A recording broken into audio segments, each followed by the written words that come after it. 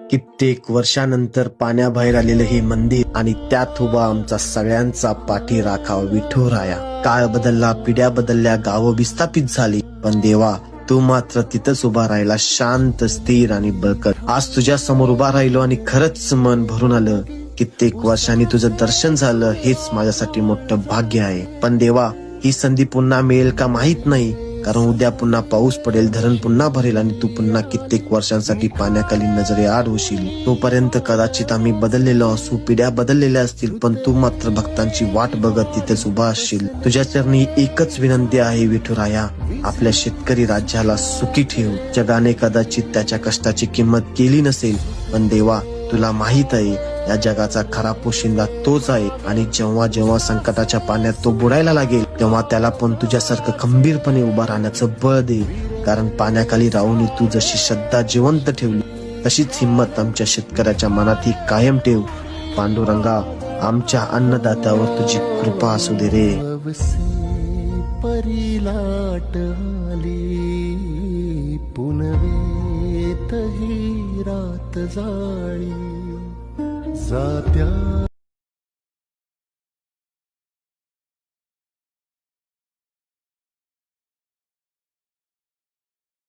ನಾವಿವತ್ ಬಂದೇವ್ರಿ ಪ್ರತಿ ವರ್ಷ ನೀರಿನೊಳಗ ಮುಳುಗಡೆ ಆಗ್ತಕ್ಕಂತ ವಿಠ್ಠಲ ದೇವರ ದೇವಸ್ಥಾನಕ್ಕ. ಈ ದೇವಸ್ಥಾನ ಇರೋದು ಬೆಳಗಾವಿ ಜಿಲ್ಲೆ ಹುಕ್ಕೇರಿ ತಾಲೂಕಿನ ಡ್ಯಾಮ್ ಹುನ್ನೂರು ಗ್ರಾಮದೊಳಗ. ನೀರಿನಿಂದ ಬರೋ ಜೋರಾದ ಅಲೆಗಳಿಂದ ಹೊರಭಾಗದ ಬಲಭಾಗ ಮತ್ತು ಹಿಂಭಾಗದ ಗೋಡೆಗಳು ಬಿದ್ದು ಹೋಗಿದಾವ್ರಿ. ಆದ್ರ ಗರ್ಭಗುಡಿಗೆ ಯಾವುದೇ ತರಹದ ಹಾನಿ ಆಗಿಲ್ಲ. ಆಗಿನ ಟೈಮ್ದಾಗ ಈ ದೇವಸ್ಥಾನದ ನಿರ್ಮಾಣಕ್ಕ ಸುಮಾರು 8,000 ರೂಪಾಯಿಗಳು ಖರ್ಚಾಗೈತಂತ. ಮತ್ತಿಲ್ಲಿ ಸಣ್ಣ ಸಣ್ಣ ಕಲ್ಲುಗಳಿಂದ ಕೆತ್ತಿದಂತಹ ಮೂರ್ತಿಗಳು ಕೂಡ ಅದಾವು. ದೇವಸ್ಥಾನದ ಮುಂಭಾಗದಿಂದ ಸ್ವಲ್ಪ ದೂರ ಎಡಗಡೆ ಸೈಡ್ ನೋಡಿದ್ರ ಹುನ್ನೂರು ಗಡ ಅಂತ ಒಂದು ಕೋಟೆ ಇತ್ತು. ಕಾಲ ಕಳೆದಂಗ ಅದು ಬಿದ್ದು ಹೋಗೈತಿ. 2 ರಿಂದ 3 ಮನುಷ್ಯನ ಎತ್ತರದ ಗೋಡೆಗಳು ಅಲ್ಲಿ ನೋಡಾಕ್ ಸಿಗ್ತಾವು. ಮೊದಲು ಹುನ್ನೂರು ಅನ್ನೋ ಊರು ಈ ದೇವಸ್ಥಾನದ ಬಾಜುಕ ಇತ್ತು. ಹಿಡಕಲ್ ಜಲಾಶಯದ ನಿರ್ಮಾಣಕ್ಕಾಗಿ ನೀರಿನೊಳಗ ಊರು ಮತ್ತು ದೇವಸ್ಥಾನದ ಮುಳುಗಡೆ ಆಗೋದ್ರಿಂದ ಊರಿನ ಜನರೆಲ್ಲ ಈ ದೇವಸ್ಥಾನದಿಂದ ಸ್ವಲ್ಪ ದೂರದ ಮೇಲ್ಭಾಗದ ಜಾಗಕ್ಕೆ ಹೋಗಿ ನೆಲೆಸಿದಾರ್ರಿ. ಈ ವಿಡಿಯೋ ನಿಮ್ಗೆ ಇಷ್ಟ ಆಗಿದ್ರ ನನ್ನ ಅಕೌಂಟ್ ಫಾಲೋ ಮಾಡ್ಕೋರಿ. ಮತ್ ಸಿಗೋನು ಅಂತ ಮುಂದಿನ ವಿಡಿಯೋದಾಗ.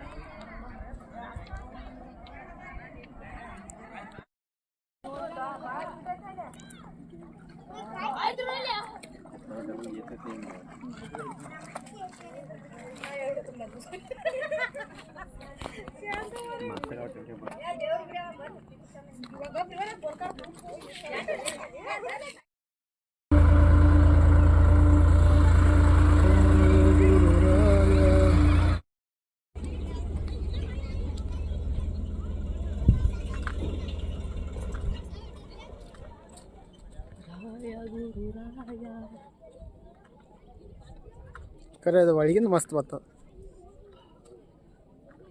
ಎರಡು ಸುಡ ಆಯಿತು.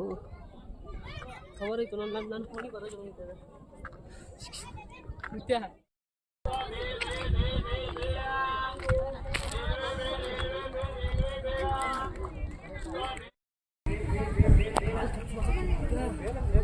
ಒಳಗೆ ಬೈನ